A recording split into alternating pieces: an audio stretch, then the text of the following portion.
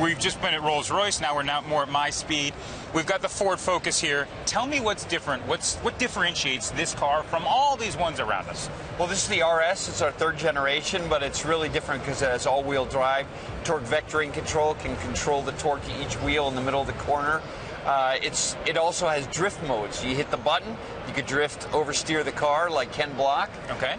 It's all good. You're also getting into the sports segment. We've got a pretty fancy car coming out here. I believe we have the unveiling at 10:30. I couldn't convince you to show it to us now. Tell us about the GT.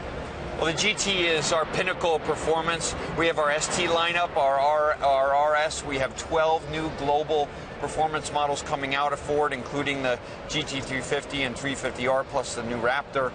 So we have a whole portfolio of these performance vehicles, and the GT is top of the heap. 600 horsepower or more, carbon fiber, advanced aero. It's really a race car for the street. I'm thinking about buying a GT. I'm also thinking about buying another car. What's the main competitor to the GT? I think price-wise, the Aventador, the Lamborghini, it's really rarefied air. Yeah. It's definitely. Well, for some people, car. I mean, not everyone. We were just over at Rolls-Royce.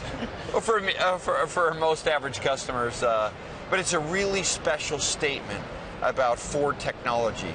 We're a brand, Model T, democratized technology, but we really believe investing in the best of innovation technology to take on the best of the world is really important for our brand. You've introduced the Mustang here in Europe. What's demand like? Oh, the Mustang is incredible. In 1 month, talk about 50 years of pent-up demand, we had 500,000 people in Europe configure and price a Mustang. How many of them went ahead and bought it? Well, we haven't taken orders yet. We go on sale this summer, but I'm hoping a large percentage of that. Russia's been crucial to your strategy. We see a slowdown. Any sign that that's going to turn around soon? And when do you just cut your losses? Well, Russia is very important long-term for us. We see it as potentially being one of the largest, if not the largest market in Europe. In the meantime, a lot of volatility. We have to make adjustments. But you're still selling there.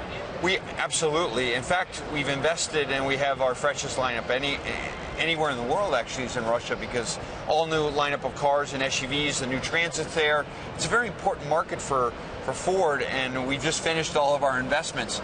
In the short term, a lot of price adjustment because of the inflation, a lot of adjustment to our production. We're down to one shift to St. Petersburg, adjusting our costs with our partner Sollers. But long term, it's a really important market for us. When we look at some of the other long-term trends out there, a lot of talk here about Google, Apple, getting into the car business. Do you welcome them? Are you concerned? Are you worried? Oh, this is fantastic. I mean, innovation, since the Model T, that's what Ford's all about, democratizing that for millions.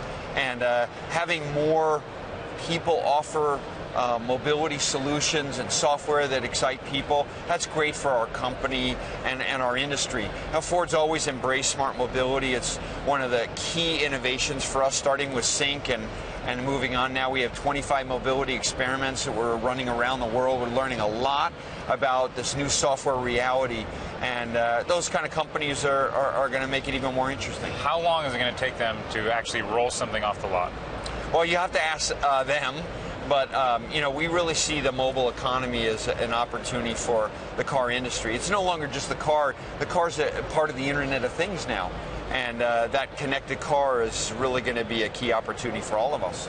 We congratulate you on the focus here. Quick final question. When do you expect to return to profit in Europe?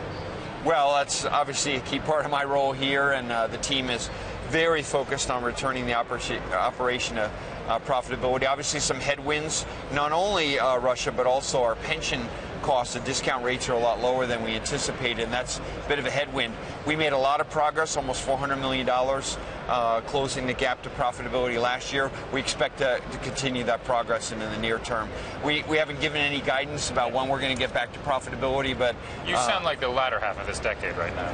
Well, we're very focused on returning the enterprise not only to profitability, but we want to make this a vibrant business for Ford.